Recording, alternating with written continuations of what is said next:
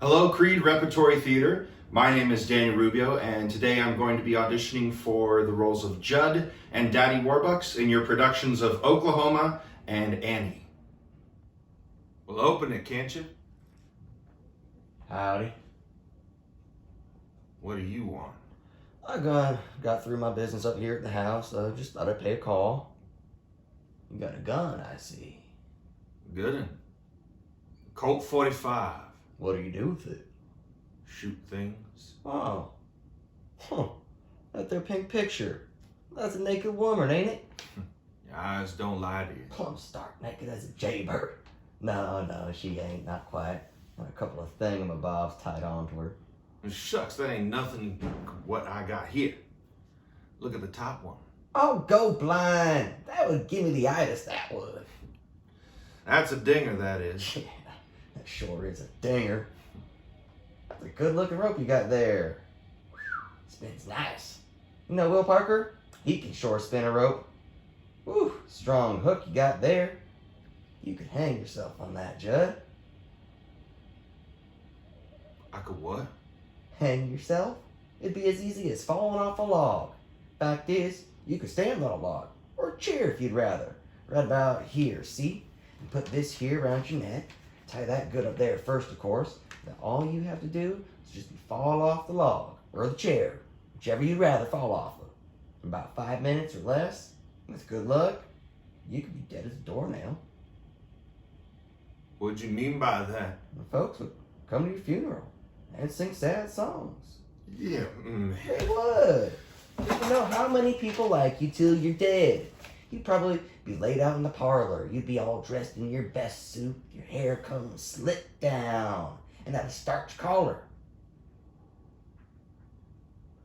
Would there be any flowers, do you think? Sure would. And palms too, all around your coffin. And folks stand around you, and the men bare their heads, women sniffle softly. Some would probably faint once they took a shine to you when you was alive. What, women never took a shine to me? Lots of women, only they don't never come right out and show you how they feel unless you die first. I guess that's so. They sure to sing loud though when the singing started. Sing like their hearts would break. Yes, sir. That's the way it would be. Sure be an interesting funeral. I wouldn't like to miss it. Wouldn't like to miss it, eh? Well, maybe you will. Maybe you'll go first. Maybe. Let's see now. Where'd you work before you come up here? Up by Quapaw, wasn't it? Yes, and before that, Tulsa. Lousy they was to me, both of them. Always making out they was better. Treating me like dirt. What'd you do? Get even? Who said anything about getting even? No one that I recollect. It's just coming to my head. If it ever came to getting even with anybody, I'd know how to do it. That? Nah. There's safer ways than that. If you use your brains. Remember that fire on the Bartlett farm over by Sweetwater? Sure do. About 5 years ago. Terrible accident. Burnt up the father and mother and daughter. That wasn't no accident. A fella told me the hired hand was stuck on the Bartlett girl, and he found her in the hayloft with another feller. That was him that burnt the place? Took him weeks to get all the kerosene, buying it at different times. Oh. Feller who told me made out like it happened in Missouri.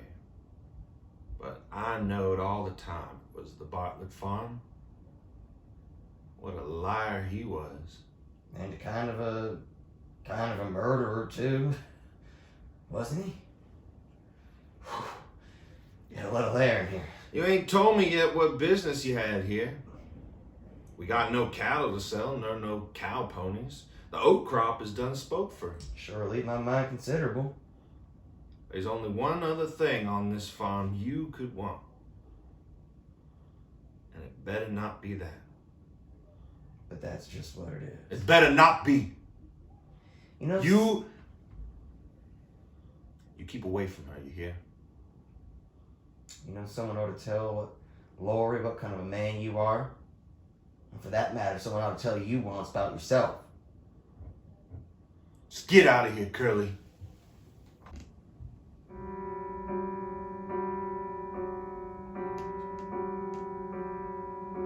The floor creaks, the door squeaks. There's a field mouse nibbling on a broom. And I sat by myself like a cobweb on a shelf, by myself in a lonely room.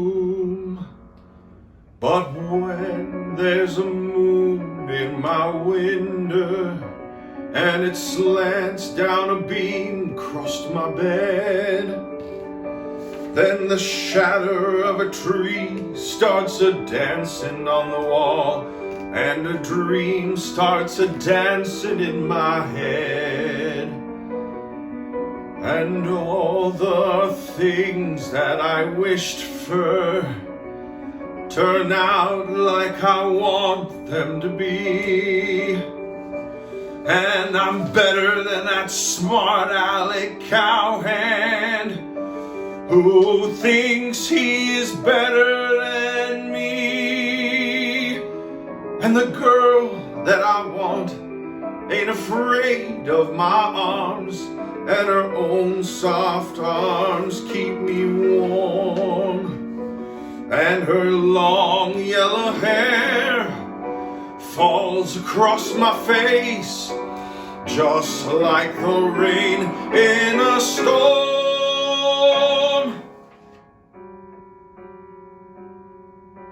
The floor creaks, the door squeaks, and the mouse starts a nibbling on the broom. And the sun flicks my eyes. It was all a pack of lies. I'm awake in a lonely room. I ain't gonna dream about her arms no more. I ain't gonna leave her alone. Going outside, get myself a bride. Get me a woman to call my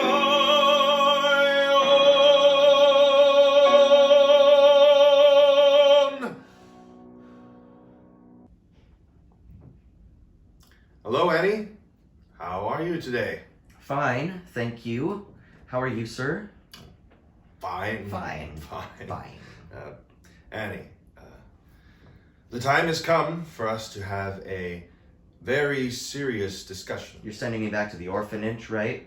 Annie, can we have a man-to-man talk? Sure.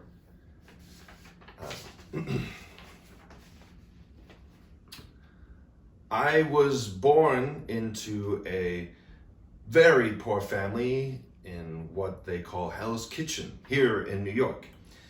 Both of my parents died before I was 10, and I made a promise to myself. Someday, one way or another, I was going to be rich. Very rich. That was a good idea. By the time I was 23, I'd made my first million. Then, in 10 years, I turned that into 100 million. Oh boy. In those days, that was a lot of money.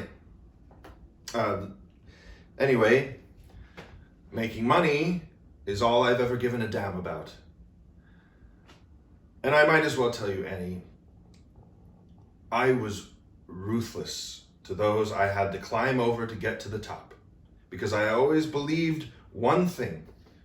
You don't have to be nice to the people you meet on the way up if you're not coming back down again. But I've lately realized something.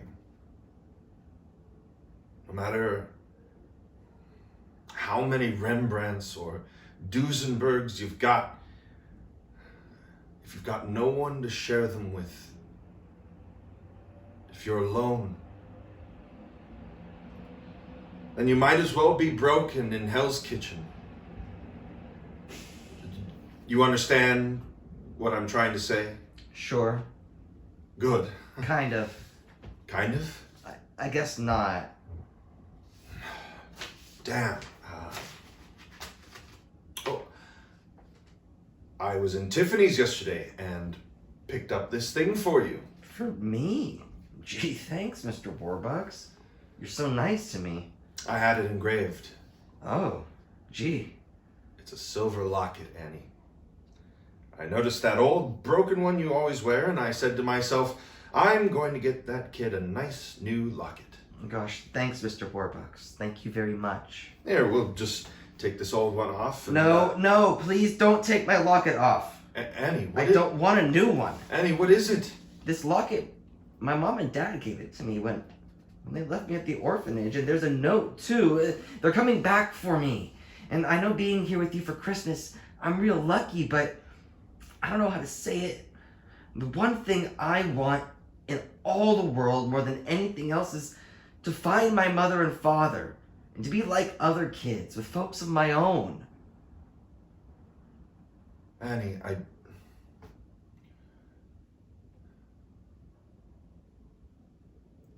It'll be okay. I'll find them for you. I'll find your parents for you.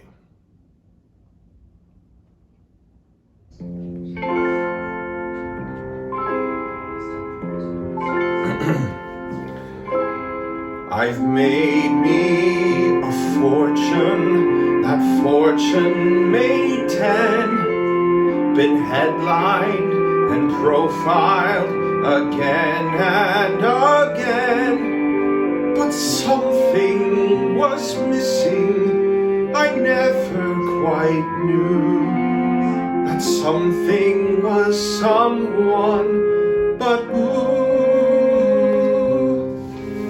My speeches are greeted with thunderous acclaim at 2 universities bearing my name. But something was missing each time I got through.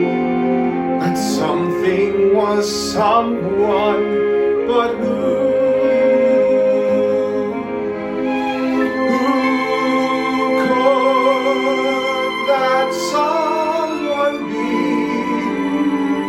How could she make it known?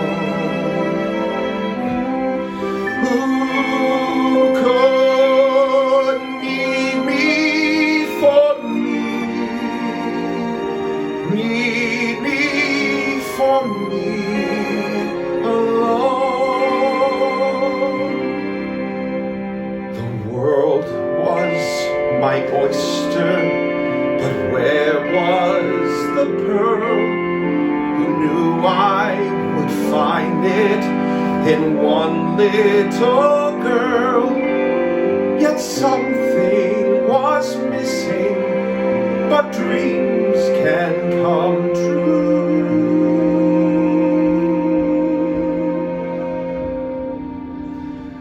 That something is no one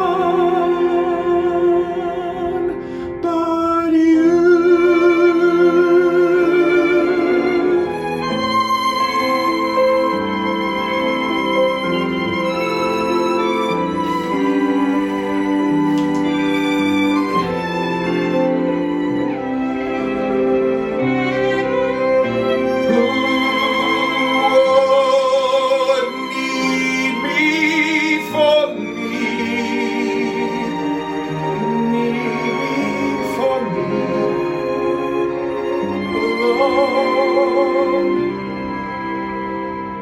The world was my oyster, but where was the pearl?